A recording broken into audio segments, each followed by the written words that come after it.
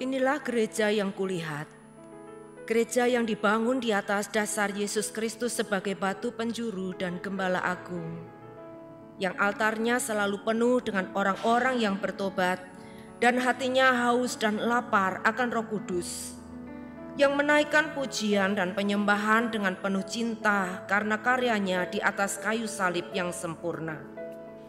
Inilah gereja yang kulihat, gereja yang menjadi rumah doa dan pemulihan bagi suku-suku bangsa dan bahasa. Rumah tempat kita semua bersatu hati, tumbuh bersama sampai serupa Kristus dan memenangkan jiwa. Yang sakit akan disembuhkan, yang lemah akan dikuatkan, saling menopang dan berbagi sebagai kesatuan tubuh Kristus dengan Yesus Kristus sebagai kepala. Inilah gereja yang kulihat, yang api kegerakan kasih-Nya tidak pernah padam dari generasi ke generasi, dan kerinduan hatinya untuk melayani dan menjangkau jiwa-jiwa yang terhilang. Gereja yang seperti lumbung Yusuf, selalu diberkati dan menjadi berkat. Gereja yang mengabarkan pesan kebenaran Injil Kristus melalui media, kebudayaan, pendidikan, marketplace, keluarga, politik dan kesehatan. Gereja yang berdampak dan menjadi terang dan garam. Dan gereja yang kulihat itu adalah kita. Shalom, puji nama Tuhan, haleluya. Puji Tuhan, pagi sore hari ini kita boleh ada bersama-sama di tempat ini. Sebelum kita mulai ibadah kita akan satu di dalam doa. Haleluya Yesus. Segala pujian syukur kami naikkan hanya buat Engkau Tuhan. Terima kasih buat kesempatan sore hari ini kami boleh ada di rumah-Mu. Tuhan, satu kerinduan kami mau mencari Engkau, kami mau menyenangkan hati-Mu. Biar Engkau bertahta di atas setiap pujian umat-Mu sore hari ini Tuhan. Engkau memberkati ibadah kami dari awal sampai akhirnya. Kami percaya sesuatu yang baru Tuhan berikan buat kami. Terima kasih Tuhan, kami akan memuji Engkau, kami akan menyembah Engkau dengan penuh ucapan syukur, dengan hati yang mengasihi Engkau, di dalam nama Yesus. Haleluya, amin. Saya jemput Bapak Ibu bangkit berdiri, kita akan pujikan Dia, Allah kita yang hebat. Biarlah setiap kita, setiap yang bernafas, memuji dan meninggikan Allah yang hebat. Haleluya.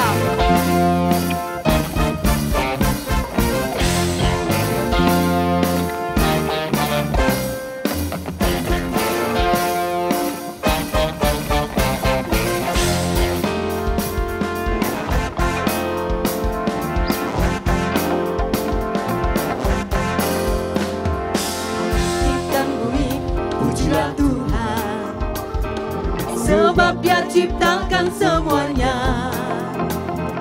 keagungannya mengatasi langit bumi, sembah sujud di hadapannya.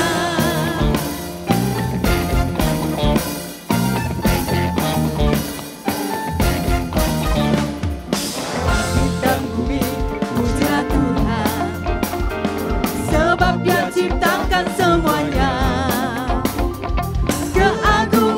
mengatasi langit bumi, sembah sujud di hadapannya.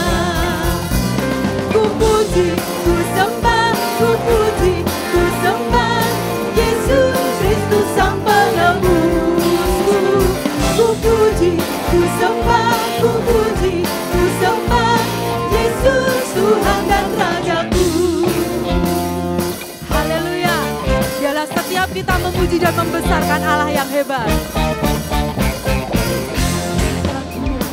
Pujilah Tuhan, sebab Dia ciptakan semuanya,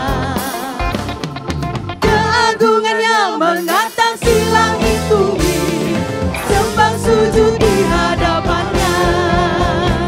Ku puji, ku sembah, ku puji, ku sembah Yesus Kristus Sang Penebusku. Ku puji, ku sembah, ku puji, ku sembah Yesus Tuhan dan Rajaku.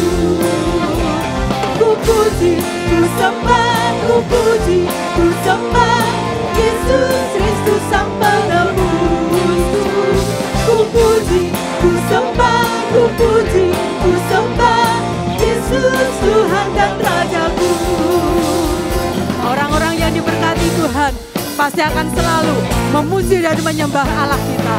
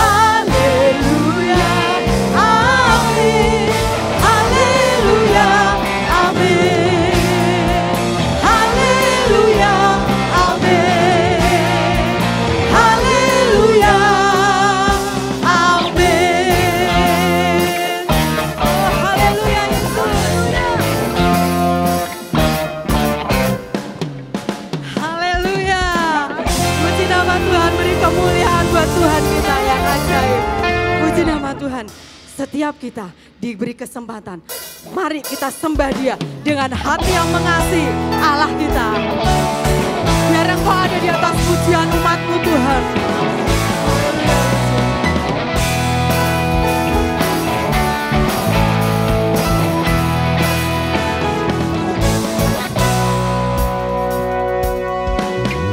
Tuhan Allah kita berkata di atas pujian umat-Nya.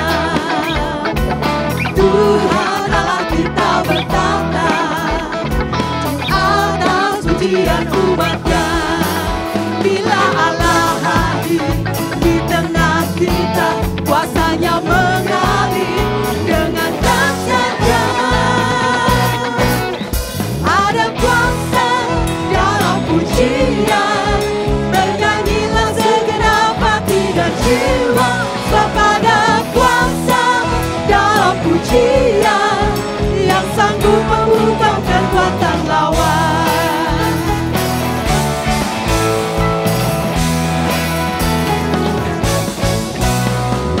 Tuhan Allah kita berkata di atas pujian umat-Nya.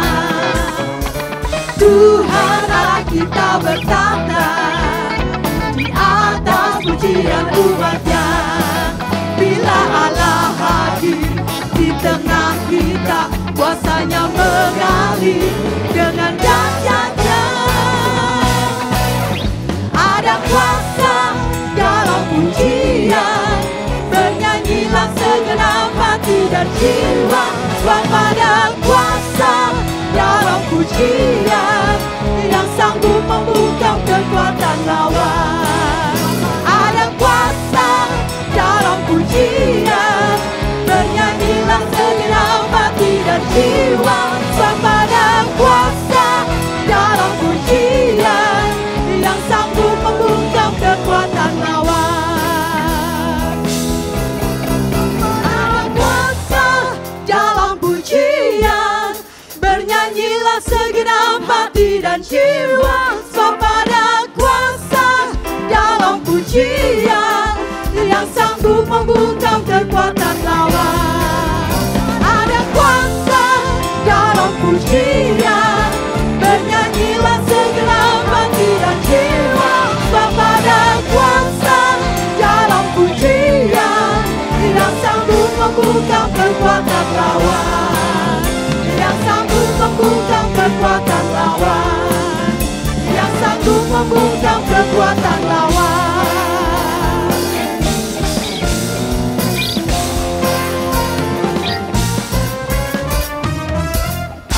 Haleluya, ada kuasa di dalam setiap pujian umat-umat yang mengasihi Tuhan.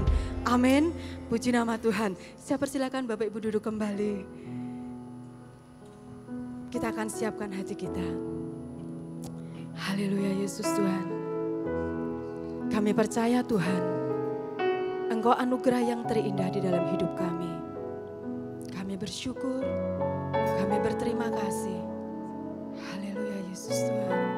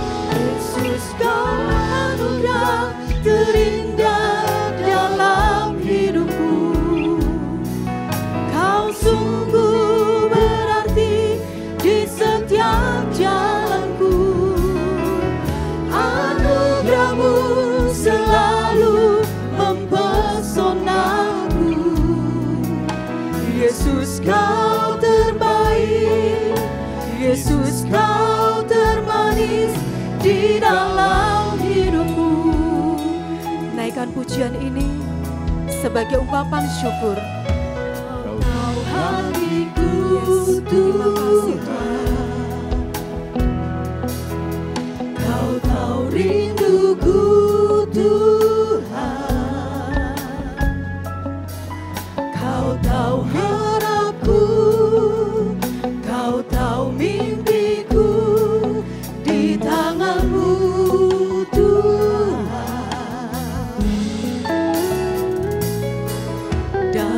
Setiap jalanku, dalam setiap langkahku, hanya Kau Tuhan yang ku andalkan menghadapi semua.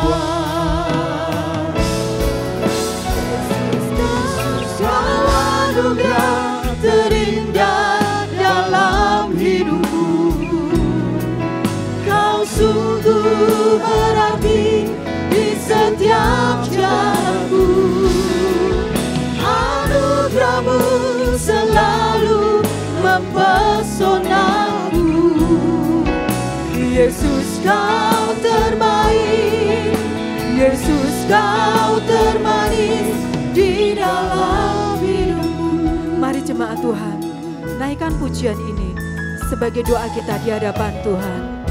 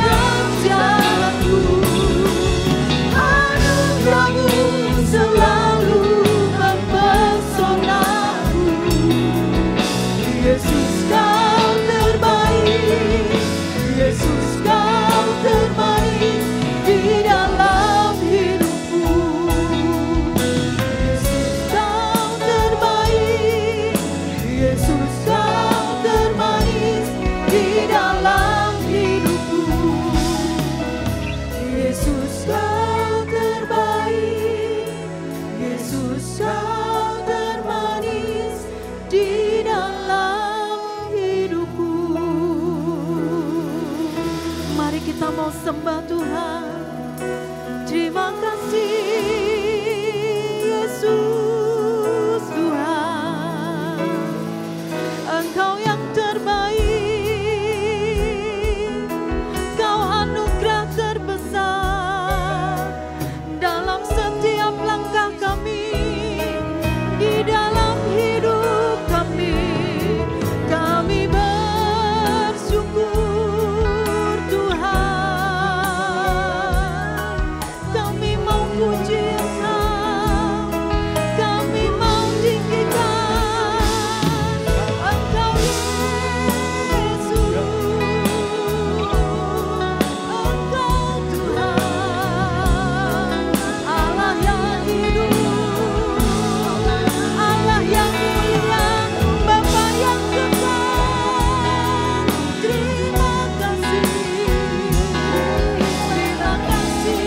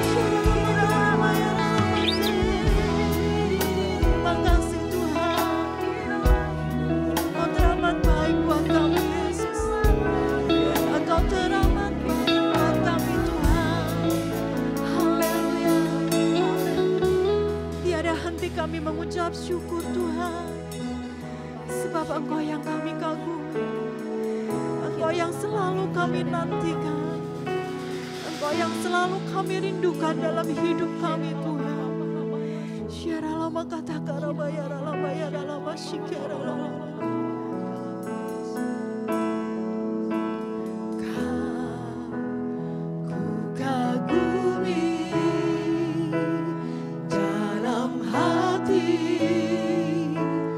Kasih-Mu tiada duanya, sampai kini ku akui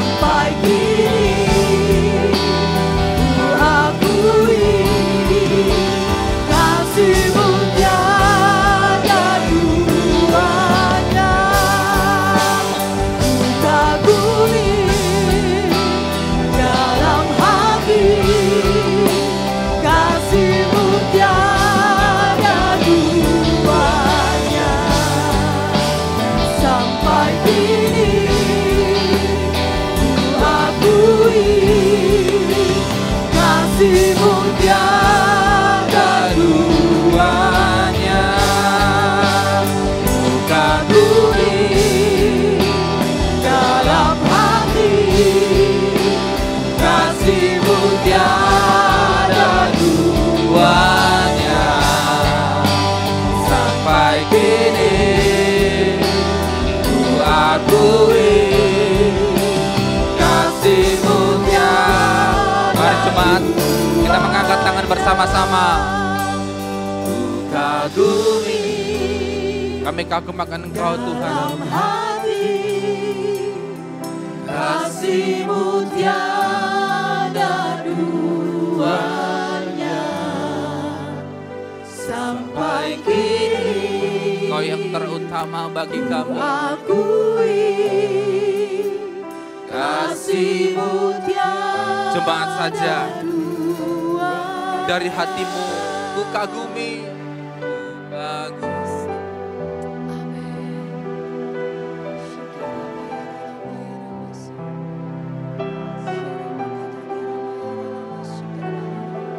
Ceritan hati kami di hadapan-Mu sore ini Tuhan. Ku akui kasih-Mu tiada. Tuhan, ini kami.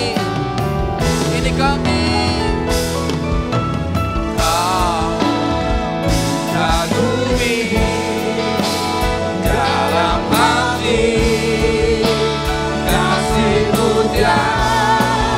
Lebih dari segalanya, lebih dari apapun.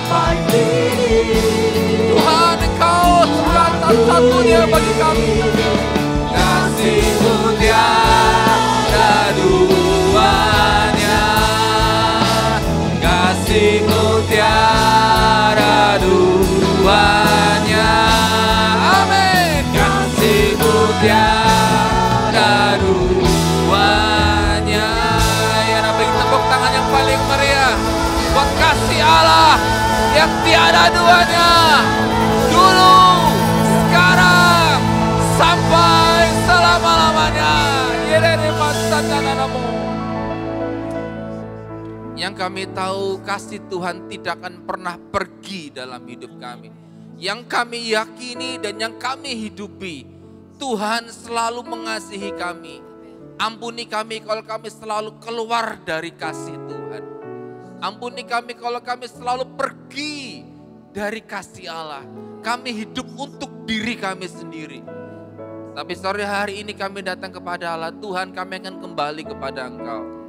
Kami akan kembali kepada cinta-Mu. Kami akan kembali kepada kasih-Mu. Dan kiranya firman Allah hari ini membawa kami kepada sebuah pengertian yang mendalam. Betapa Tuhan sangat sayang kepada kami. Betapa Tuhan sangat mengasihi dan mencintai kami. Terima kasih. Kiranya ada 1-2 hal yang ditangkap oleh umat-Mu. Ada 1-2 ayat yang menjadi rema bagi mereka. Ada 1-2 kalimat yang menyentuh hati dan pulang dengan membawa sebuah pembebasan dan pengertian baru. Berfirmanlah kepada kami ya Aba. Sesungguhnya hati kami siap mendengarkan firman-Mu. Demi nama Tuhan Yesus kami berdoa. Semua yang percaya berkata, amin, amin. Silakan duduk Bapak Ibu. Shalom. Luar biasa Bapak Ibu Saudara sekalian. Sungguh sebuah kesempatan yang Tuhan berikan kepada kita untuk kita bisa hadir di tempat ini, memuji, memuliakan Tuhan di bait-Nya. Ya, judul renungan saya adalah membangun kehidupan. Ini adalah kelanjutan dari apa yang pernah saya sampaikan di bulan yang lalu.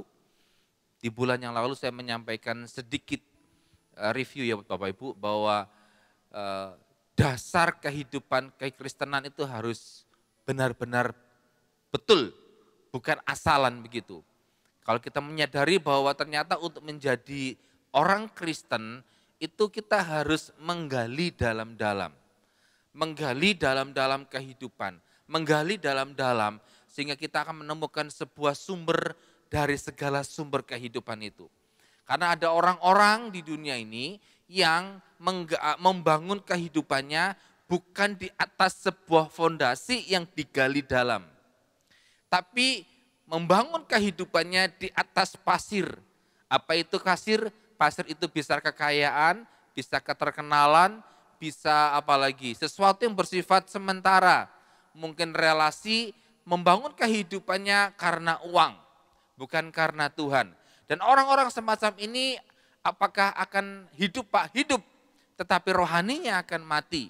Dan ketika karena ada badai datang, maka yang terjadi adalah orang itu akan kolaps dan rusaklah kehidupannya, rusaklah semua rumah hidupnya, sehingga yang terjadi dia kemudian meninggalkan Tuhan. Memang membangun kehidupan di atas pasir itu cepat, mudah, dan kelihatannya mewah. Tetapi sesungguhnya bukan itu yang Tuhan mau. Bangun kehidupan saudara dari penggalian yang dalam.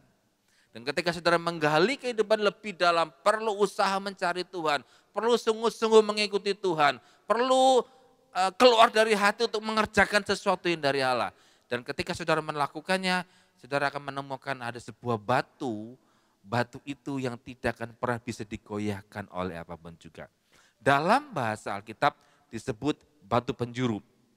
Mari kita buka bersama-sama dalam Efesus pasal yang kedua ayat 19 sampai dengan ayat yang ke-22. Efesus pasal yang kedua ayat 19. Demikianlah kamu bukan lagi orang asing dan pendatang, melainkan kawan sewarga dari orang-orang kudus dan anggota-anggota keluarga Allah, yang dibangun di atas dasar para rasul dan para nabi, dengan Kristus Yesus sebagai batu penjuru. Oke. Di dalam Dia tumbuh seluruh bangunan rapi tersusun menjadi bait Allah yang kudus di dalam Tuhan. Di dalam Dia kamu juga turut dibangun menjadi tempat kediaman Allah di dalam Roh. Nah, kata batu penjuru, coba bisa kembali ke ayat yang ke-20. Kata batu penjuru di sini dalam terjemahan yang lain itu lebih jelas. Mungkin yang versi mudah dibaca gitu ya, BIMK. Kalian pun dibangun di atas dasar yang diletakkan oleh rasul-rasul dan nabi-nabi. Dan Kristus Yesus sebagai batu yang terutama. Dalam terjemahan bahasa Indonesia LAI itu batu penjuru. Terjemahan yang lain batu yang utama. Jadi ternyata begini, ketika kita menggali dalam-dalam kehidupan kita perlu menggali lebih dalam-dalam, kita akan bertemu dengan sebuah, pakai tanda kutip, batu begitu ya. Itu ada sebuah gambaran dari Kristus, itu gambaran dari Tuhan Yesus. Bahwa ketika saudara menjadi orang Kristen yang bukan orang Kristen gampangan, bukan orang Kristen yang asal-asalan, orang Kristen yang berakar ke dalam, dan saudara akan berada di atas batu, yaitu Kristus sendiri. Jadi fondasinya selain dalam juga harus ada sebuah yang benar, yaitu batu yang utama. Bangun kehidupan saudara di atas batu itu, batu karang, bukan di atas yang lain, bukan di atas harga diri, bukan di atas uang atau di atas apapun juga. Tapi dasari hidup saudara menggali dalam dan di dalam batu penjuru itu, yaitu Yesus Kristus. Oke, step berikutnya. Setelah saudara menggali dalam dan kemudian membangunnya di atas batu yang ada Yesus, lalu bagaimana kita membangunnya? Nah, mari kita baca bersama-sama dalam Alkitab kita.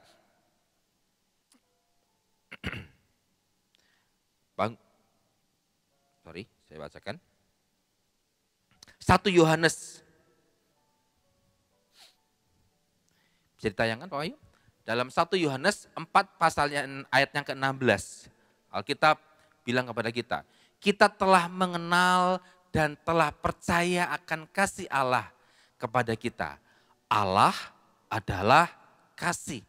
Dan barang siapa tetap berada di dalam kasih, ia tetap berada di dalam Allah dan Allah di dalam kita. Berikutnya, Dan dalam inilah kasih sempurna di dalam kita. Yaitu kalau kita mempunyai keberanian percaya pada hari penghakiman.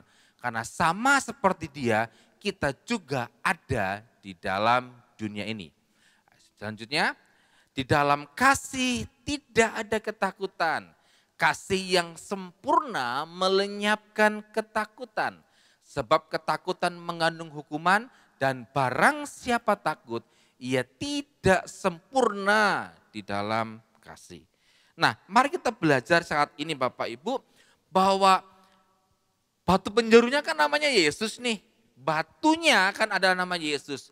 Lalu bagaimana sifat dari batu itu? Menurut 1 Yohanes tadi, Allah adalah kasih. Jadi ternyata bangunan kehidupan kita itu didasarkan dari bangunan yang adalah kasih. Nih, saya beritahu sebuah quote, sebuah kalimat yang dulu pernah Ibu Gembala juga sampaikan, bahwa kita memberikan apa yang kita punya, bukan apa yang kita tidak punya. Jadi kita akan memberikan kepada orang lain sesuatu yang kita punya. Kalau kita memberikan sesuatu kepada orang lain yang kita tidak punya, ada dua hal. Dia mencuri dari orang lain atau mungkin hal-hal yang sesuatu yang enggak benar begitulah. Tapi kalau kita punya sesuatu dalam diri kita akan bisa berikan kepada orang lain. Nah, Yesus batu penjuru itu adalah kasih. Jadi seharusnya orang Kristen kalau hidupnya berdasarkan batu, maka bangunannya itu adalah bangunan kasih. Karena jelas Alkitab memberikan kepada kita sebuah gambaran yang jelas. Bahwa Yohanes 3 ayat 16 bisa ditayangkan. Karena begitu besar kasih Allah akan dunia ini.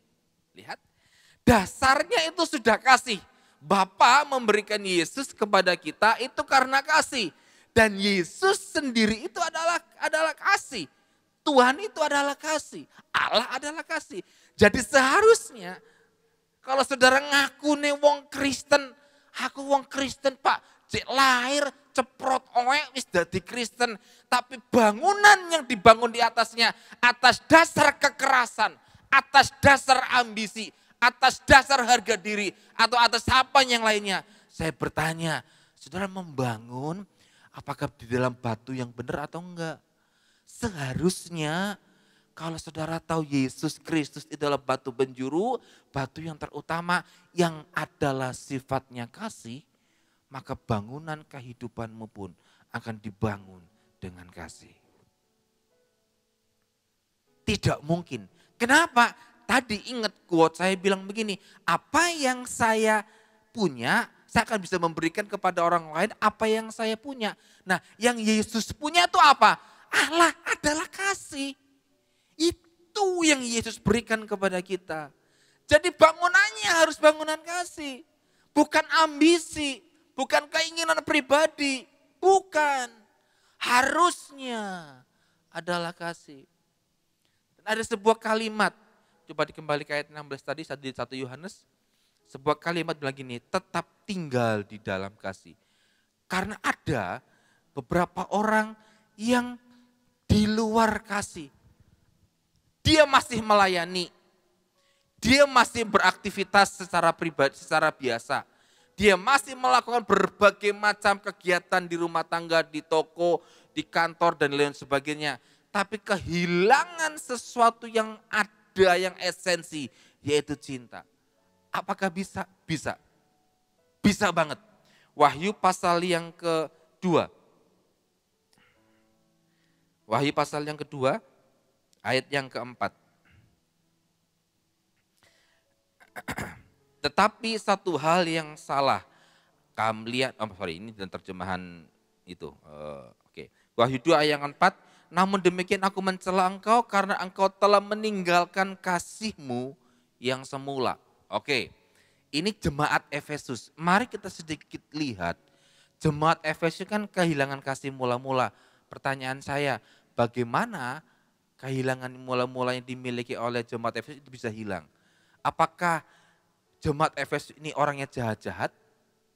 Apakah jemaat Efesus ini orangnya istilah pakai tanda kutip welek banget? Ternyata tidak. Coba ayat yang kedua mulai. Wahyu 2 ayat 2. Aku tahu segala pekerjaanmu, baik jeripayahmu maupun ketekunanmu. Jeripayah, tekun, itu jemaat Efesus. Aku tahu bahwa engkau tidak dapat sabar terhadap orang-orang jahat, bahwa engkau telah mencobai mereka yang menyebut dirinya rasul. Tetapi yang sebenarnya tidak demikian, bahwa engkau telah mendapati mereka pendusta. Lihat, mereka bukan orang sembarangan, mereka bisa tahu, iki wong Kristen tenanan, iki cuma pendusta, ini pembohong. Itu bukan orang Kristen biasa loh itu. Dia bisa mengetahui mana hamba Tuhan yang tenanan, mana yang pendusta. Itu bukan orang Kristen biasa. Mereka tahu. Selanjutnya, dan engkau tetap sabar dan menderita oleh karena namaku. Lihat, mereka sabar. Dicela, dinyek dadi wong Kristen, sesuk kowe nek mati dipenteng. Sesuk nek kowe mati rene sing gelem makamke kowe, rene sing gelem ngubur. Tapi dia tetap tekun. Enggak, aku tetap Yesus. Selama-lamanya Yesus. Kemudian, dan karena aku dan engkau tidak mengenal lelah. Tetap jadi orang yang tidak mengenal lelah. Benar ini, tenanan. Tapi ayat yang keempat. Namun demikian aku mencela engkau. Karena engkau telah meninggalkan kasihmu yang semula. Saudara masih bisa beraktivitas. Saudara masih bisa jadi seperti orang baik. Saudara masih bisa tekun, rajin ke ibadah. Sore ini datang ibadah. Sore ini datang dari rumahnya masing-masing. Yang siap-siap pakai parfum cerot, wangi ke gereja. Masih bisa melakukan semua aktivitas rohani. Tapi dia sudah kehilangan yang semula. Nah, seharusnya Bapak Ibu, aktivitas rohani itu lahir dari hati kita. Kalau seandainya saya kan hidup di gereja nih. Setiap saat waktunya hidupnya kan di gereja. Jadi kalau saudara bilang, wah orang yang hidup di gereja itu aktivitas rohani banyak ya. Iya banyak. Andai kata sorga itu ditentukan dari seberapa banyak orang yang melakukan aktivitas rohani.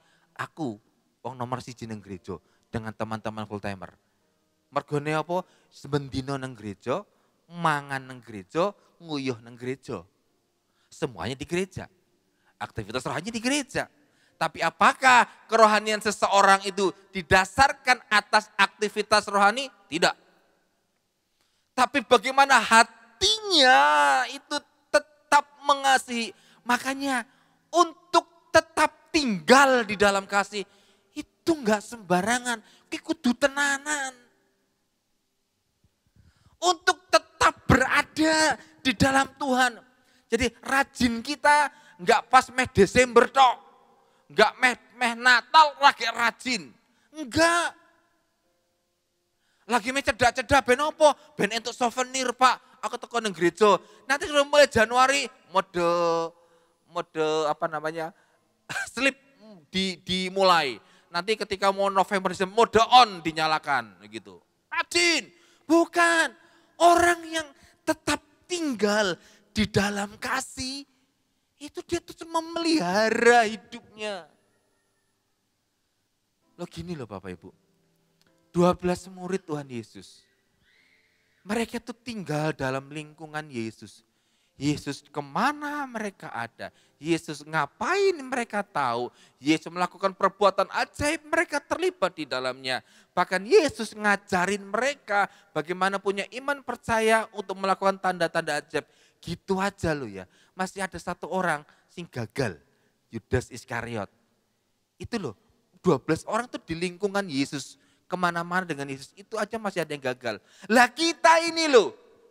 sudah rajin ke gerejanya hanya mode-mode tertentu, waktu-waktu tertentu, ngakunya cinta Tuhan. Makanya Alkitab itu jelas bilang ini, jika engkau di dalam aku, dan jika engkau di dalam aku, dan firmanku di dalammu, itu dua hal yang berbeda. Kita ngaku-ngakunya cinta Tuhan. Aku cinta Tuhan Pak, tetapi firmannya tidak ada dalam hidupmu. Nonsen, tidak bisa. Karena pengakuan cinta kita kepada Allah, itu bisa jadi karena sebuah maksud-maksud tertentu. Sebuah cerminan dalam kehidupan kita Bapak Ibu. Jika saudara melakukan aktivitas, pekerjaan, pelayanan, itu hanya sekedar sebuah kewajiban. Maka hasilnya saudara akan satu titik capek dan lelah. Dan pada saat itu, maka kita akan berkata, aku minta hakku. Kenapa? Karena aku sudah melakukan kewajibanku. Tuhan, aku wis nang gereja, aku wis sembahyang, aku wis maca Alkitab. Saiki Tuhan, berkati aku punya hak untuk diberkati. Pokoknya jalan keluarnya harus seperti ini. Nah, lihat, karena apa? Saudara melakukannya berdasarkan kewajiban. Tapi ketika saudara melakukan pekerjaan di rumah, bahkan seorang ibu rumah tangga sekalipun, melakukan pekerjaan rumah tangganya, setiap pagi mungkin harus belanja dulu, harus bersih-bersih dulu, harus masak dulu untuk suami dan anak-anaknya sekolah atau kerja. Dia melakukannya karena cinta, maka dia nggak perlu nuntut-nuntut yang banyak. Tapi kalau istri melakukan sebuah tugas rumah tangga karena kewajiban, akhir bulan atau awal bulan, nanti gajinya gak aku. Loh kok iso? Aku sudah melakukan kewajibanku, lihat. Tapi berbeda ketika kita melakukan sesuatu itu dari cinta kita. Beda, hasilnya sangat beda. Kita nggak akan ada menuntut di situ. Saudara harus tahu mengerti hal ini. Bahwa ternyata Bapak Ibu, sesuatu yang lahir dari hati kita adalah kasih seharusnya. 2-3 minggu berturut dengan hari ini, hamba Allah yang berdiri di mimbar ini bicara masalah kasih. Dan itu memang benar. Yesus itu loh batu penjuru, dan sifatnya Yesus adalah kasih. Jadi lakukan segala sesuatu itu karena kasih, bukan karena kewajiban, bukan.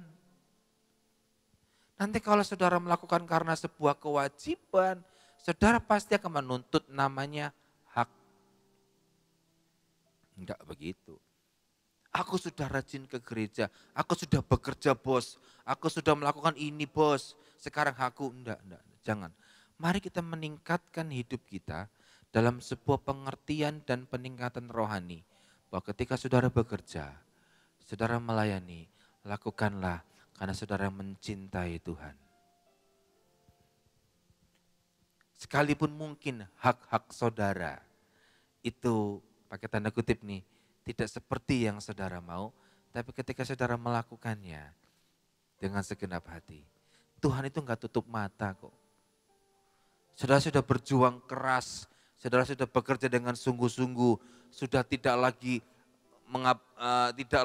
istilahnya eman-eman, tenanan sungguh-sungguh.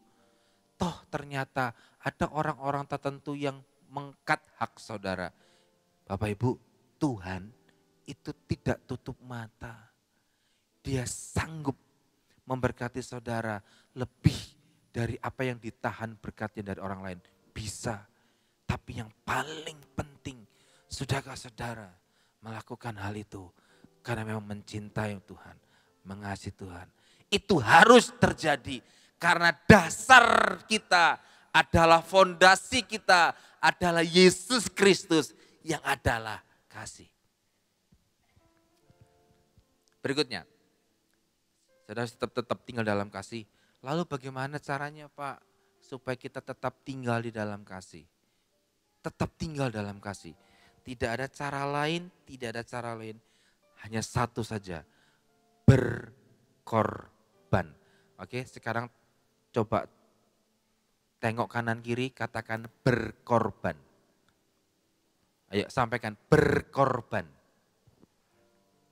Ini, perwujudan kasih Tuhan itu korban. Alkitab dari perjanjian lama sampai dengan perjanjian baru, Kejadian sampai dengan kitab Wahyu, orang-orang yang tercatat di sini adalah orang-orang yang berkorban. Ketika sesuatu pekerjaan, pelayanan, itu mungkin bisa dikerjakan orang lain. Tapi yang membedakan itu korban.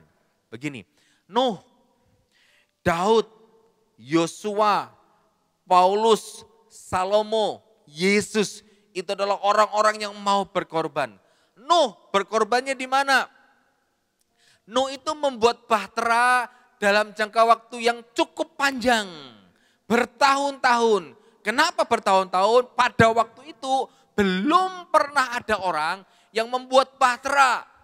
Tuhan sudah ngasih ukurannya sekian. Dan pada waktu itu belum ada yang cukup mumpuni dan cepat untuk menebang sebuah pohon. Ada enggak? Ada, tapi tidak seperti modern sekarang. Jadi Nuh dan keluarganya membangun di atas sebuah gunung bahtera. Dan saya beritahu pengorbanannya begini, bukan cuma sekedar tenaga, bukan. Tapi dia harus bertahan di tengah cemoohan orang lain. Hei, Nuh ki wong edan. Lho kok edan? Gawe perahu nang dhuwur gunung. Apa orang ini? Sopo sih mau menurunkan dada. Dan tercaan banyak orang itu dia alami bertahun-tahun.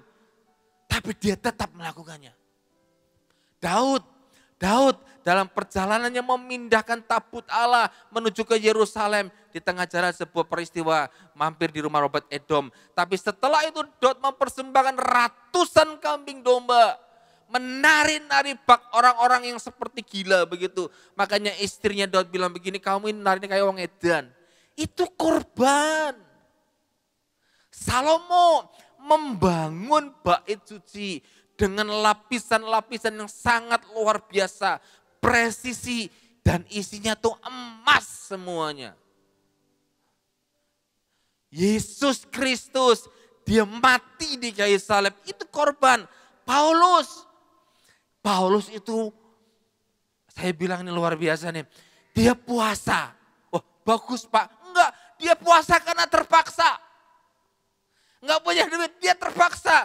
Dia mau mati, dia tenggelam, dia dipagut ular, dia dipenjarakan, dia berkorban.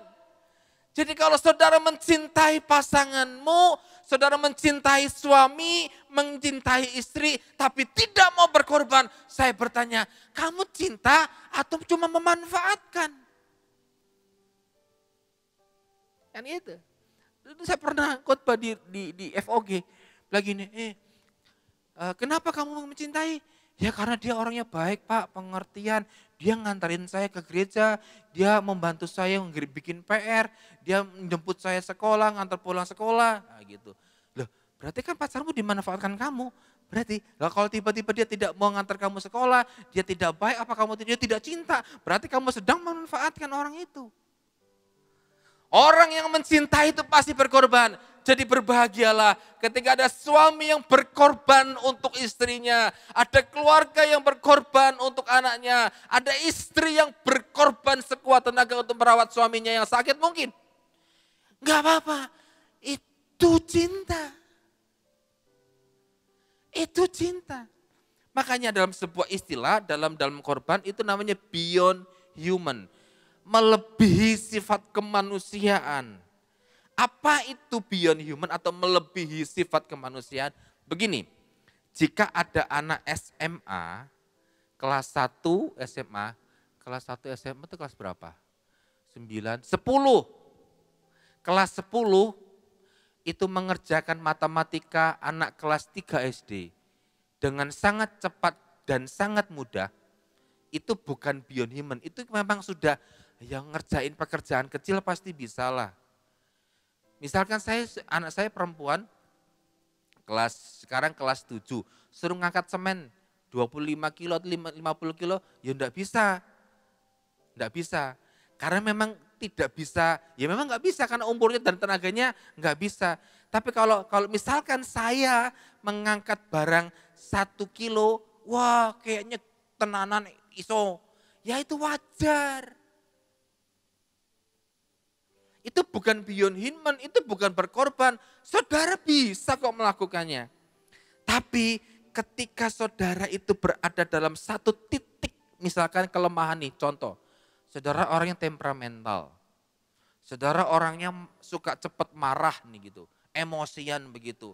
Nah tiba-tiba ada orang lain yang menyakiti saudara.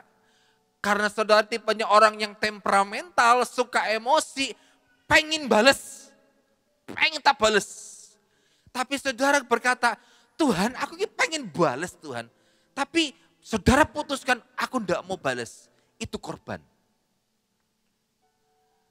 Yang paling sakit hati bagi saya, atau bagi saudara ya, adalah ketika saya disakiti oleh orang lain.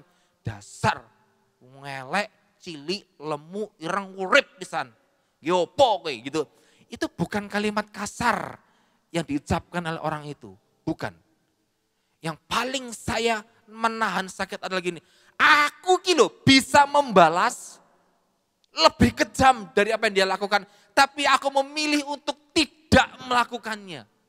Nahan emosi ben tidak balas itu lebih berat dibandingkan balas. Umpamanya saya dipukul orang, saya balas pukul jepret. Begitu kan puas. Rasanya kayak plong ngono kan. Tapi ketika kita dipukul orang lain, gitu kan. Kita menahan dan tidak membalasnya, itu korban. Itu korban. Saudara nggak punya banyak uang. Gak punya banyak uang, tapi tiba-tiba Tuhan bilang gini, kasih ke orang lain, kasih buat pelayanan, kasih ke gereja. Walaupun tidak banyak, itu korban. Beyond human, melebihi dari kemanusiaan kita. Jika saudara punya nilai 6, tapi hasil kerja keras, itu lebih baik. Anak saya waktu yang besar, waktu pertama kali pindah dari Kendari ke Blora, masuk ke SMP. Pagi-pagi bangun tidur, dia nangis geru-geru. Mama, loh, saya tanya, lo kenapa? Dia cerita, aku sudah semalaman ini belajar, tapi aku enggak mudeng. Pelajaran apa? Bahasa Jawa. Ya iyalah, di Kendari kelas 1 sampai dengan kelas 6 kan enggak ada bahasa Jawa. Iya kan? Masuk SMP tempat ini ada pelajaran bahasa Jawa. Lah orang muda lah wajar. Ini nanti ujian semester Pak. Aku tuh sudah baca ceritanya. Sudah tak baca. Bisa enggak mudeng. Bingung. Saya dengan istri bilangin, sudahlah. Jalani aja. Terus saya bilang begini, kalau nanti dia nilai di rapot basa Jawa, itu nilainya 5, opo 6, jangan dimarahin. Kenapa? Semalaman dia sudah belajar.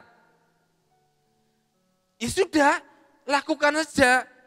Tapi kemudian ketika terima rapot, dia bilang, "Hore, nilai bahasa Jawaku." Bukan matematika, bukan IPA, bukan fisika. "Hore, nilai bahasa Jawaku nilainya 8. Loh kok iso? Ya nggak tahu, itu anugerah aja. Tapi begini, saudara bisa nilai 8, bisa nilai 9. Tapi saudara itu ogah-ogahan. Hanya wislah rosa aneh-aneh, cukup segini. Dan saya berkata itu bukan korban. Itu karena saudara malas. Saya ini kan iso main keyboard. Tapi iso-isonan, otodidak. Biar main keyboard itu mergone pemain keyboard gereja ki entah tiba-tiba pergi, saya pakai tanda kutip dipaksa ngerti keyboard, dipaksa. Ya belajar-belajar aja dari orang lain. Ya iso-isonan ngono, nek main keyboard ya gitu-gitu tok, nggak ada perkembangan. Jadi tapi ketika saya melakukan itu dengan segenap hati saya, hasilnya mungkin di pendengaran orang lain tidak baik, ora apa-apa, yang penting aku sudah melakukannya. Nah, berbeda dengan orang yang sebetulnya dia bisa main bagus, tapi ogah-ogahan. Cukuplah begini, itu bukan korban, itu malas. Saudara begini, aku saja nih iso kerja, lebih apik kok gini. Tapi kalau sudah merasa cukup, usah ngopo aneh-aneh, itu malas. Lakukan sesuatu kalau saudara mengasihi Tuhan, lakukan pekerjaanmu beyond human, lebih dari itu. Beberapa kali loh, kalau ibu gembala, Pade bikinkan PPT, ya bu, gawe. Di tengah-tengah jalan, kok elek ya? Padahal saya tuh sudah menghabiskan waktu hampir 2 jam bikin PPT. Aku kok enggak puas ya? Aku ndelok jam. Nek aku ulangi dari 0, cek iso sih, walaupun lembur ora apa-apa. Saya ulangi Bapak Ibu. Saya ulangi. Walaupun mungkin hasilnya tidak semegah, semewah yang lain, tapi at least I try my best. Saya melakukan yang terbaik. Gitu. Saya mau berkorban untuk apa yang bisa saya lakukan. Jadi kalau saudara mencintai Tuhan, saya tanya, korban apa yang sudah saudara lakukan? Untuk sesamamu, untuk suamimu, untuk istrimu, untuk anak-anakmu, untuk orang-orang yang ada di dekat saudara. Tapi ketika saudara sudah berkata, aku sudah tenanan, aku sudah sungguh-sungguh, aku sudah melakukan yang terbaik buat pegawaiku, buat tokoku, buat istriku, buat suamiku, buat anak-anakku. Saya hanya berkata kepada saudara, lakukanlah terus. Lakukanlah terus. Karena itu korban.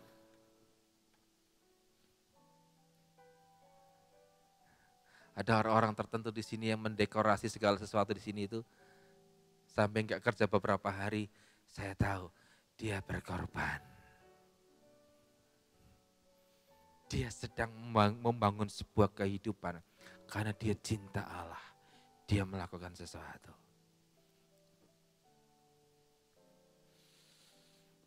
Jadi saya bertanya kepada saudara, seberapa dalam cintamu? Seberapa besar rasa cintamu kepada Allah? Apakah hidupmu didasarkan atas kasih? Ya Pak, cirinya sederhana. Seberapa besar pengorbanan yang saudara buat lakukan untuk orang-orang yang ada di sekitar saudara. Untuk apa yang saudara percayakan, yang Tuhan percayakan kepada kehidupanmu. Di pekerjaanmu, di rumah tanggamu. Jika saudara sudah melakukan dengan yang terbaik, yang sudah saudara totalitas, wis tak iso-isoku, aku tetap mengerjakan ini. Saya tahu, saudara sedang berjuang dan berkorban. Dan atas dasar itulah berarti bangunan hidup saudara kokoh berdiri. Berikutnya yang kedua. Kalau yang tadi pertama adalah hidup dalam kasih Tuhan. Karena Allah adalah kasih.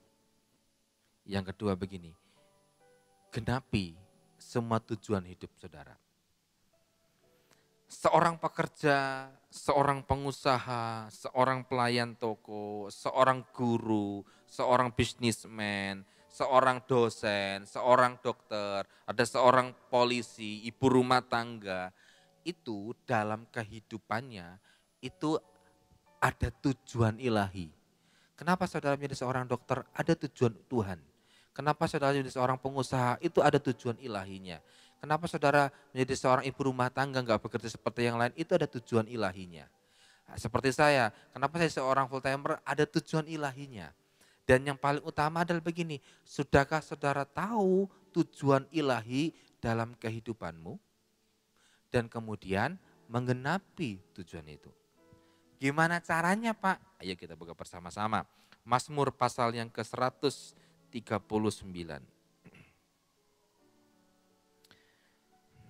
Mazmur 139 ayat yang ke-13. Sebab engkaulah yang membentuk buah pinggangku, menenun aku dalam kandungan ibuku. Aku bersyukur kepadamu oleh karena kejadianku dahsyat dan ajaib. Ajaib apa yang kau buat, dan jiwaku benar-benar menyadarinya. Tulang-tulangku tidak terlindung bagimu ketika aku dijadikan di tempat yang tersembunyi dan aku direkam di bagian-bagian bumi yang paling bawah. Matamu melihat selagi aku bakal anak, dalam kitabmu semuanya tertulis hari-hari yang akan dibentuk sebelum ada satu pun daripadanya. Oke. Siapa yang menenun kita? Coba kembali Mas, ayat yang ke-13 bisa ditampilkan. Sebab engkaulah yang membentuk buah pinggangku, menenun aku dalam kandungan ibuku. Gini, sederhananya gini, gampangnya gini. Ngeten nggih Mbah, gampelnya ngeten nggih. Ketika kita ini hadir di dunia melalui kandungan ibu kita, itu karena Tuhan yang menentukan. Yohane usahane orang tua dewi ada sih, tapi menentuan saudara ada dalam kandungan orang tua itu karena Tuhan. Bukan karena yang lain. Ada usaha dari manusianya pasti ada. Tapi penentuan janin itu di dalam kandungan ibu kita. Itu karena Tuhan. Dan kemudian di dalam janin itulah Tuhan mulai menenun, mulai membentuk. Jadi dengan kata lain sederhananya begini. Kita ada di dunia itu karena Tuhan. Oke? Lupa itu bagaimana mereka yang diperkosa begitu sampai hamil. Ya saya berkata atas penentuan Tuhan. Dan ada sebuah rencana yang besar untuk orang itu atau untuk anak itu ada di dunia. Intinya apapun itu keberadaan seorang janin dalam kandungan ibu itu karena Tuhan. Apapun alasannya. Tuhan yang menentukan supaya ada di sana. Tadi Alkitab, Tuhan yang menentukan dan menenun kita. Dan yang lebih dahsyat begini, ayat yang ke-16. Coba diterjemahkan dalam bahasa sehari-hari, bisa ditayangkan. Ayat 16, ayat yang ke-16. Engkau melihat aku waktu aku masih dalam kandungan. Oke. Semuanya tercatat dalam bukumu. Hari-harinya sudah ditentukan sebelum satu pun mulai. Saya ulangi kalimatnya begini. Engkau melihat aku waktu aku masih dalam kandungan. Semuanya tercatat dalam buku. Oke? Berarti saudara, setiap saudara itu ada bukunya masing-masing. Nama buku saya adalah Wahyu Jatmiko. Loh kok Wahyu Jatmiko Pak? Nama asli saya itu Wahyu Jatmiko Bapak Ibu. Kenapa jadi adik? Itu nanti topik lain dibahas. Hari-harinya sudah ditentukan sebelum satu pun dimulai. Oke, jadi ketika kita ada di kandungan ibu kita, Tuhan itu sudah punya buku. Plek, jenenge iki Wahyu Jatmiko, tapi saya sudah diceluk adik. Ngono aja ditentukan. Dan nanti di tahun yang kesekian dia akan begini. Nanti di tahun yang kesekian dia akan begini. Nanti yang terjadi akan begini. Itu sudah dicatat sama Tuhan. Tek, tek, tek, tek, tek, tek. Gitu loh. Jadi otomatis begini, sebetulnya kita adalah sudah ada dalam rencana Tuhan. Dari sejak kandungan. Terus apa hubungannya dengan tujuan hidup begini? Ada orang-orang yang sekarang tidak tahu tujuan hidupnya. Gimana cara taunya? Sederhana. Tanya kepada Tuhan yang bikin. Tanya kepada Tuhan, Sang Pencipta itu. Yang menentukan kita ada di kandungan ibu kita. Mestinya tanya Tuhan. Aku jadi pengusaha, apa Tuhan? Kalau aku jadi pengusaha, apa yang harus aku lakukan? Itu mesti tanya. Saya seorang full timer, apa yang harus saya lakukan? Seorang full timer untuk menggenapi tujuan Tuhan. Karena sebetulnya itu sudah tercatat. Nah kadang-kadang ini loh, bukan Tuhan itu kemudian tidak menggenapi yang dicatatnya, enggak. Kitanya yang lari. Kitanya yang lari. Urip sakarepe dhewe. Sehingga kita tidak tahu tujuan hidupnya. Bahkan untuk semua hal yang terjadi dalam kehidupan kita. Saudara harus tahu bahwa segala sesuatu itu mendatangkan kebaikan. Bagi orang yang percaya kepadanya. Dalam sebuah bukunya Purpose Driven Life, kehidupan yang diarahkan dalam kehidupan yang diarahkan pada sebuah tujuan. Rick Warren mencatat begini, setidaknya ada lima tujuan manusia diciptakan Tuhan. Tapi tidak lima-limanya. Saya tertarik dengan poin pertama yang dia catat di bukunya. Dia bilang gini, kita itu dirancang untuk kesukaan Tuhan. Artinya apa? Sebetulnya apapun yang kita lakukan sekarang, itu seharusnya Tuhan suka. Atau kalau saya boleh balik begini, saya bertanya, apakah yang saya lakukan sekarang Tuhan sudah menyukainya?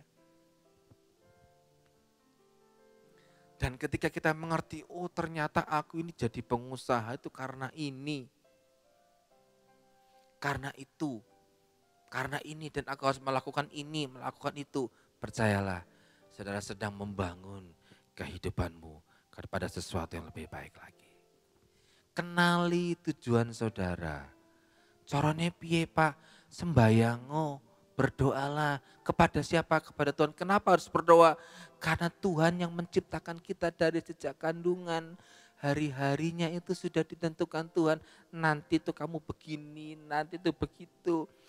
Harusnya saya bertanya kepada diri saya, Tuhan, hari tanggal berapa? Hari ini 11 Desember 2022. Apakah hari ini itu seperti yang Tuhan inginkan, yang tercatat sebelum aku lahir? Saya harus bertanya demikian. Seharusnya kita harus berkata kepada diri kita, ampuni aku Tuhan. Kalau sebetulnya harusnya aku berada di kilometer 10 di depan. Tapi karena aku ini bawel, aku sakarepe dhewe, aku seperti jalan di tempat. Rai sopo-opo, padahal seharusnya aku bisa berlari lebih kencang. Seharusnya aku bisa lebih maksimal. Seharusnya aku bisa mengerjakan lebih banyak. Tapi kadang-kadang karena aku mementingkan egoku, aku hidup semauku sendiri. Aku merasa stagnasi itu datang kepadaku.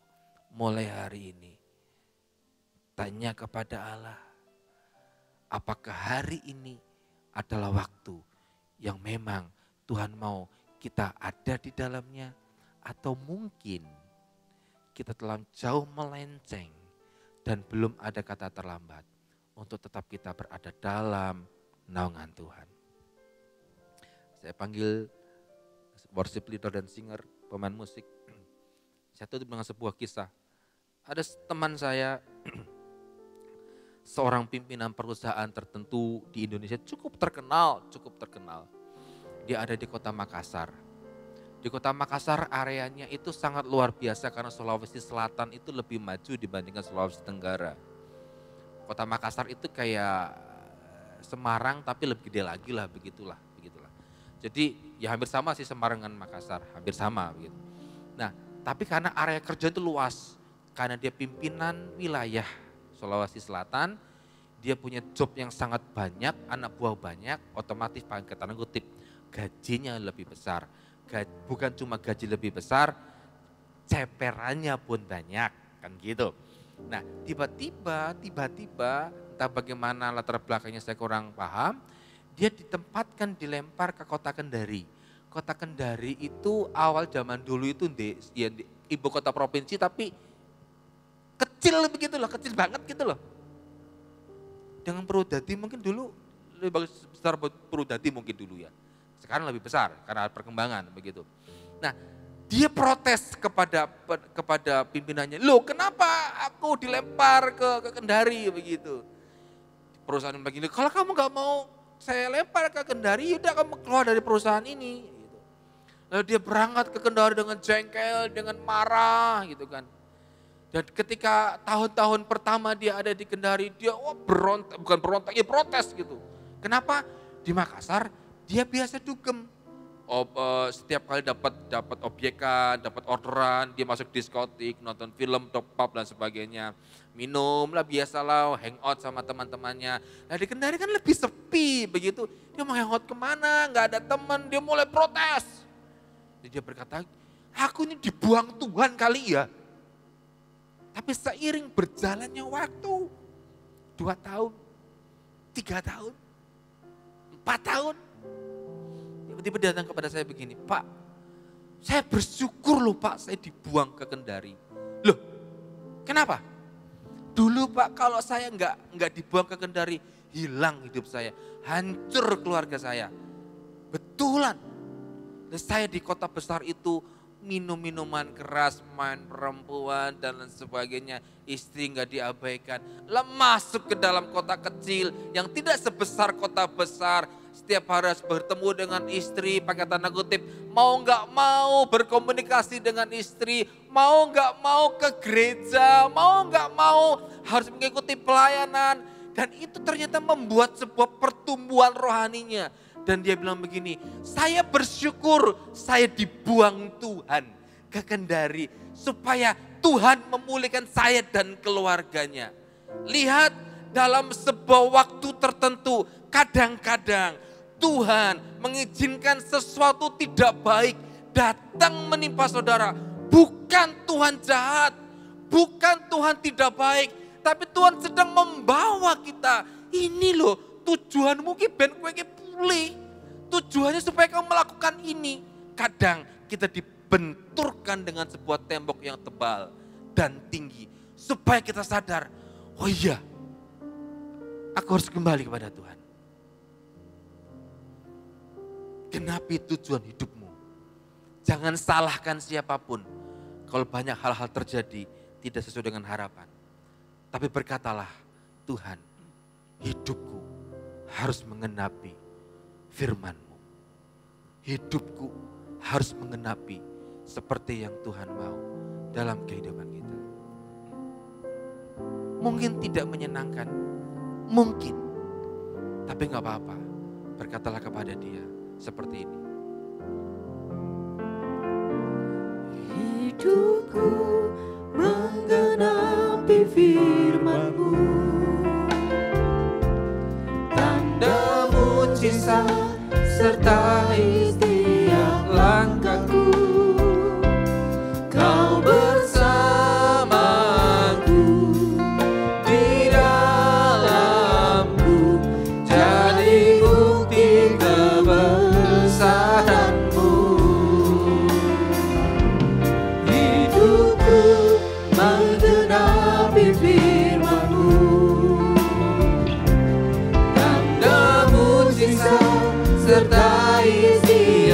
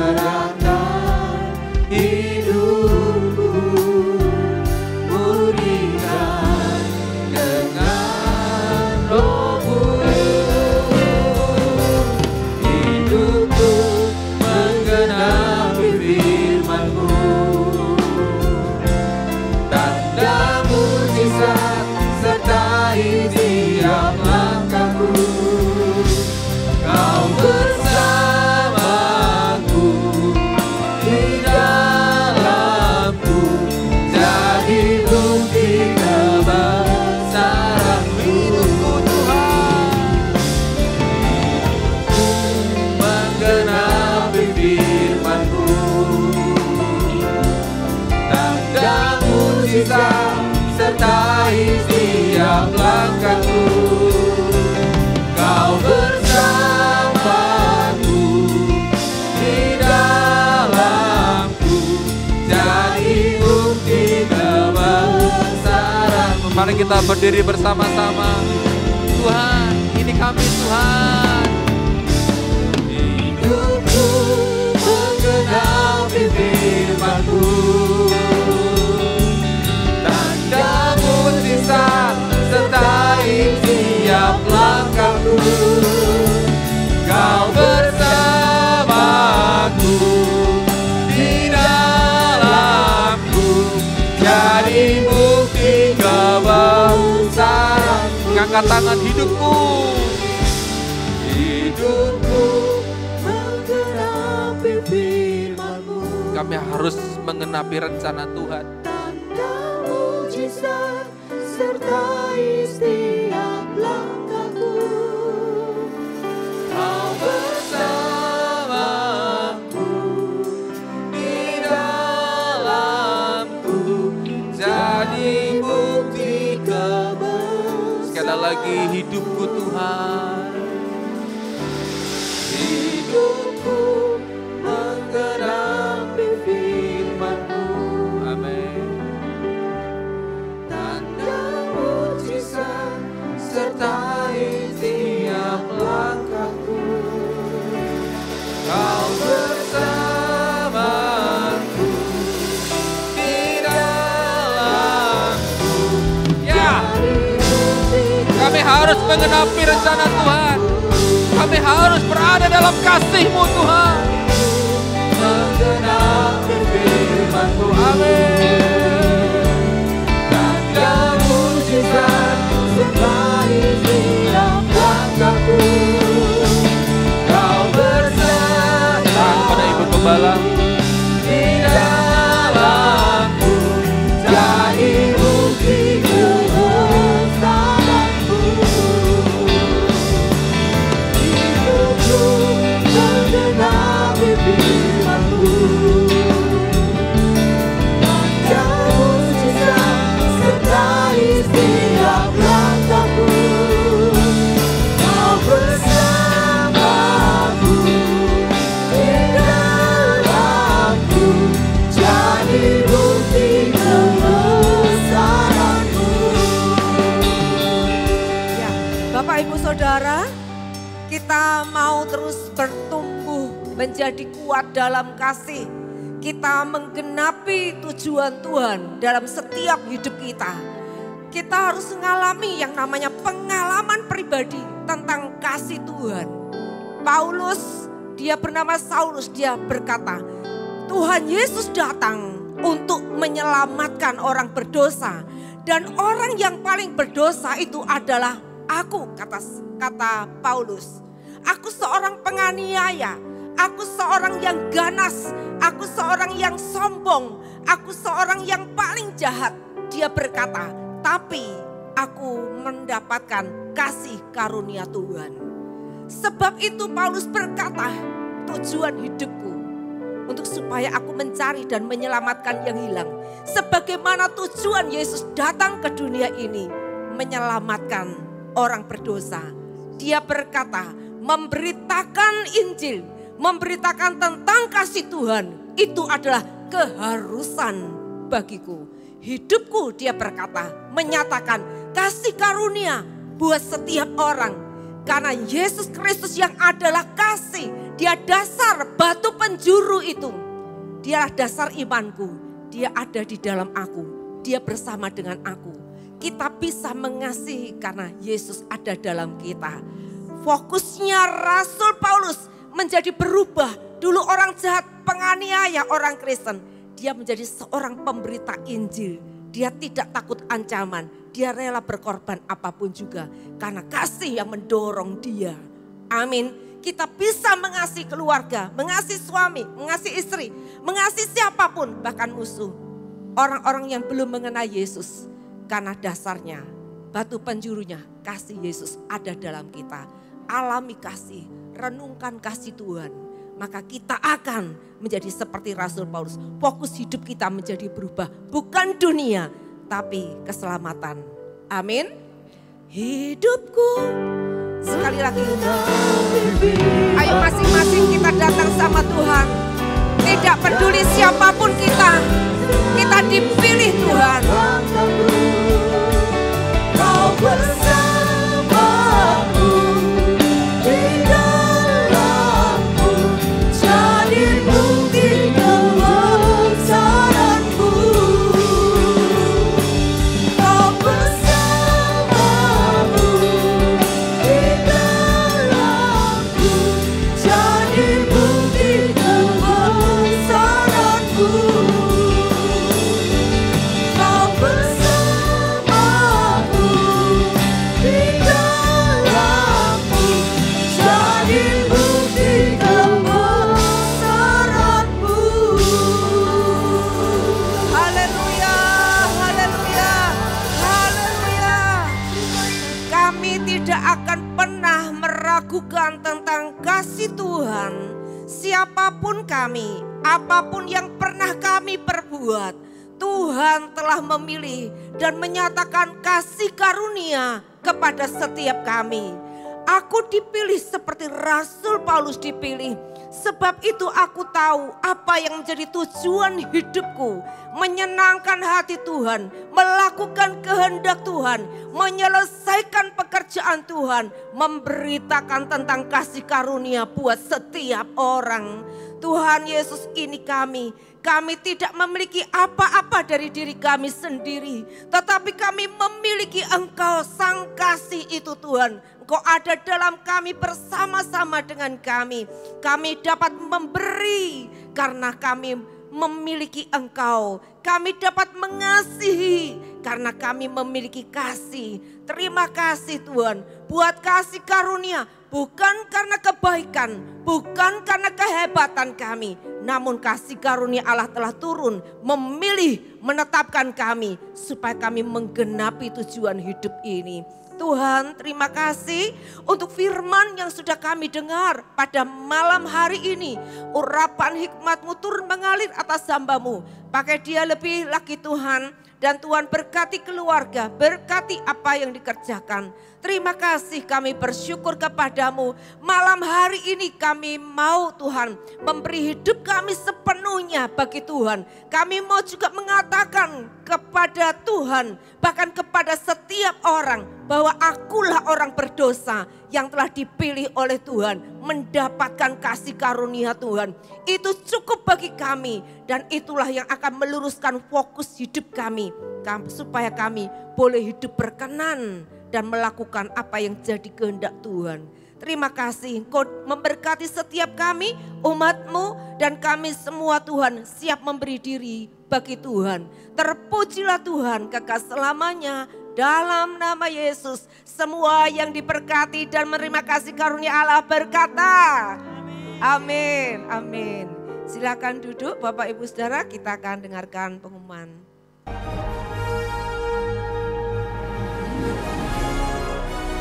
Shalom jemaat Tuhan, inilah beberapa informasi warta gereja untuk minggu ini. Mari jemaat Tuhan, ikutilah Holy Land Trip, Jerusalem, Hermon, Dead Sea, dan beberapa tempat lainnya. Holy Land Trip akan dilaksanakan tanggal 23 Februari hingga 4 Maret 2023 dengan biaya sebesar $2.560. Bagi jemaat yang berminat bisa menghubungi Ibu Hermin di 0812 2628 4122. Baptisan spesial Natal akan dilaksanakan pada tanggal 25 Desember 2022 setelah ibadah pagi. Bagi jemaat yang ingin dibaptis bisa menghubungi admin gereja. Ibadah FOG dilaksanakan setiap hari Minggu pukul 10 pagi. Ibadah sekolah Minggu Pahlawan Kuat dilaksanakan setiap hari Minggu pukul 5 sore. Natal FOG akan dilaksanakan pada tanggal 17 Desember 2022 pukul 5 sore bertempat di Hall Geraha Betani lantai 2 dengan tema King's Arrow The Final Battle dan akan dilayani Pastor Henry Setiawan dari Solo. Dukung dan doakan Natal SD Pelita Persada yang akan dilaksanakan pada tanggal 15 Desember 2022. Jadwal doa dalam sepekan Gereja Betani Flora. Doa pagi setiap hari Selasa pukul 5 pagi via Zoom Meeting. Doa remaja setiap hari Jumat pukul 5 sore di lantai 6. Doa malam lawatan setiap hari Jumat pukul 6 sore. Doa misi setiap hari Sabtu pukul 8 pagi via Zoom Meeting. Persembahan dan perpuluhan dapat dikirim ke rekening kas gereja di BCA nomor 196 977 7779 atas nama GBI Betani Blora. Bagi jemaat yang diberkati dengan program yang ada di channel YouTube Gereja Betani Blora, jangan lupa untuk like, share, dan subscribe. Demikian Warta Gereja Betani dalam sepekan. Tuhan Yesus memberkati. Ya, Bapak Ibu Saudara yang punya anak-anak remaja, jangan lupa mau ada Natal FOG ya hari Sabtu nanti. Nah, saya ingin menyambut saudara yang baru pertama kali hadir di gereja ini. Ya, baru pertama kali ibadah di tempat ini. Ada bisa lambaikan tangannya. Halo, ada? Di sini ada saudari Ori dari Gabeng. Mari kita sambut dia ya, kita beri tepuk tangan. Yang baru pertama kali hadir di tengah-tengah kita. Ya, Tuhan memberkati, boleh bergabung bersama dengan kami dalam ibadah ini. Yuk Bapak Ibu Saudara, kita sama-sama bangkit berdiri. Kita juga mempersiapkan diri untuk acara Natal kita ya, tanggal 25 Desember. Kita mau pastikan jiwa-jiwa boleh dibawa datang kepada Tuhan. Merayakan Natal ya bersama-sama di tempat ini.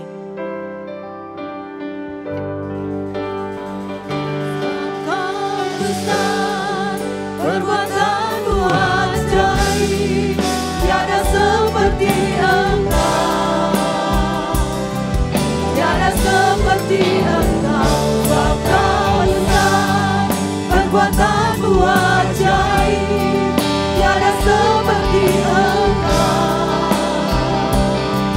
tiada seperti Engkau.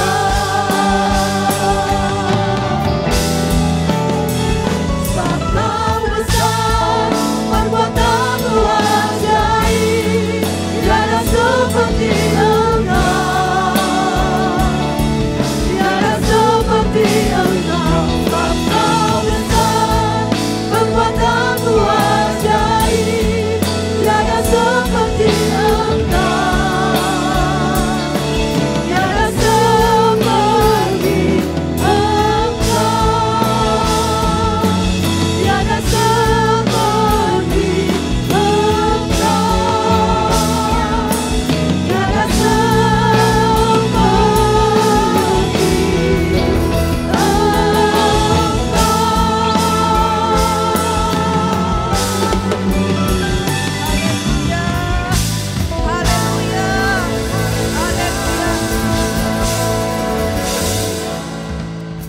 Tuhan, kami semakin kagum dalam perjalanan hidup kami ini. Sejauh ini kami melihat tangan Tuhan, kasih Tuhan, kesabaran Tuhan begitu hebat buat setiap kami. Tuhan terus bawa kami dan pegang kami. Kami boleh jalan dengan Tuhan, bersama-sama dengan Tuhan. Menyatakan kasih kepada dunia ini. Namamu supaya dikenal oleh banyak orang.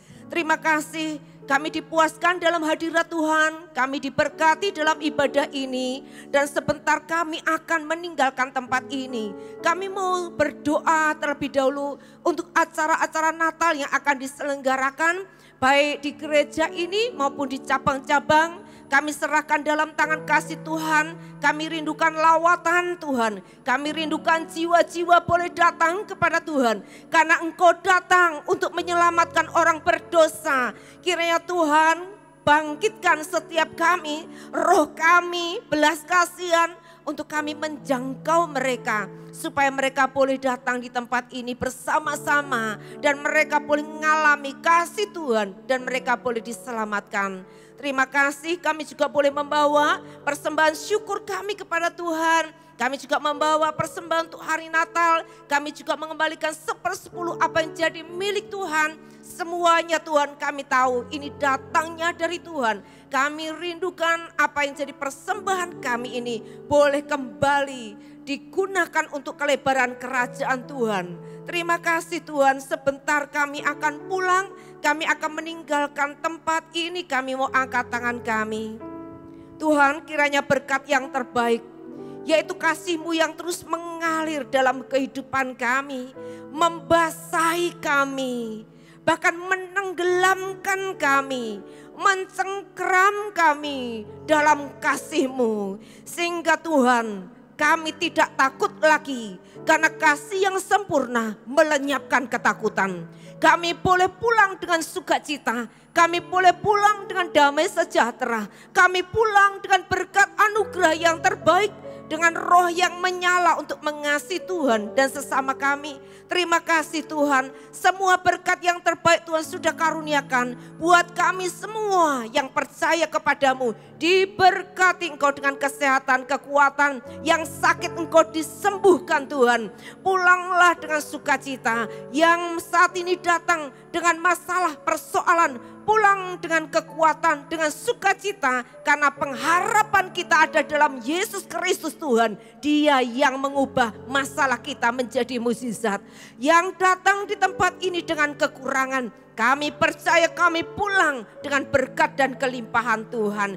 Pulanglah dengan sukacita dan damai sejahtera. Diberkati keluargamu, diberkati keluar masukmu, diberkati tempat adonanmu, diberkati apa saja yang dikerjakan tanganmu, dibuat menjadi berhasil. Diberkatilah apa saja yang kau kerjakan dan apa saja yang Tuhan percayakan. Biarlah engkau pergi sama Tuhan dan menggenapi tujuan hidupmu. Terima kasih dalam persekutuan Bapa, Putra dan Roh Kudus. Kami menerima berkat anugerah yang terbaik di dalam nama Tuhan Yesus Kristus. Semua yang diberkati mari berkata amin, amin. Tuhan memberkati, shalom, selamat hari Minggu.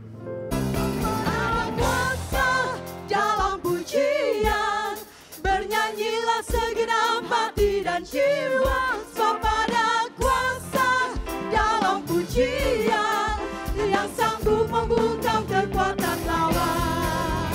Ada kuasa dalam pujian, bernyanyilah segenap hati dan jiwa. Sebab ada kuasa dalam pujian, yang sanggup membungkam kekuatan lawan. Yang sanggup membungkam kekuatan lawan. Yang sanggup membungkam kekuatan lawan.